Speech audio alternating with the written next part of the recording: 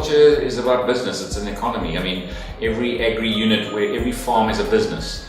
The value chains, it's all about the economy. And what we did was, when we were given the mandate a second time post the elections, speaking to the Premier about what are we going to do differently. We've been here for 5 years, we've gone from A to B, how are we going to get to C, what do we need to do differently? We really campaigned on the economy and jobs, and we said, well, why don't we bring it all together? And that was when this Economic Opportunities Ministry was born. So under my ministry is 2 departments. And so the new department for me, I had Economic Development and Tourism before. The new department was Agriculture. So I had to look at it. It was an existing department. It was one of the best run departments in our government, one of the best run departments in South Africa. Our HOD's been there for a long time. She's well established and well known. The department is well respected, seen as a department that really does great things. So, it was quite nice, suddenly becoming the minister in a department that's really a performer. But I also had to look at it differently, and I think that was when we went into this project Khulisa, where we said, well, agriculture is our primary, and the Department of Agriculture looks at farms and what happens on farms.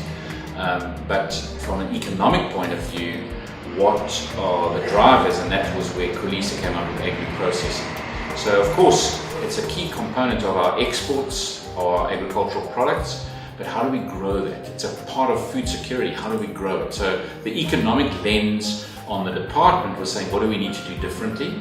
And that was where the agri-processing focus has come in. So that's the pull factor. That's how you pull agricultural products, add extra jobs in the value chain, and then put them back into your own economy or export them and grow your economy.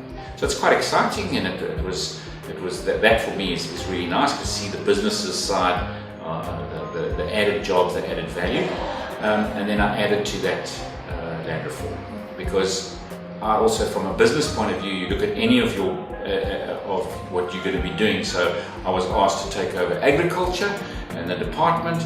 So the first thing you do is, now my business is called agriculture, and at the Department of Agriculture I have X number of clients, I have X kind of services or products that I sell or trade.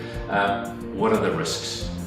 And if you analyze agriculture, what are the risks? And there are lots of risks. And I have a huge respect for people in agriculture, because I know what the normal economic and business risks are. In agriculture, you add a whole lot of extra risks. But one of the big risks that we have in South Africa and in this province is land reform. So I got involved in politics when the new South Africa was born.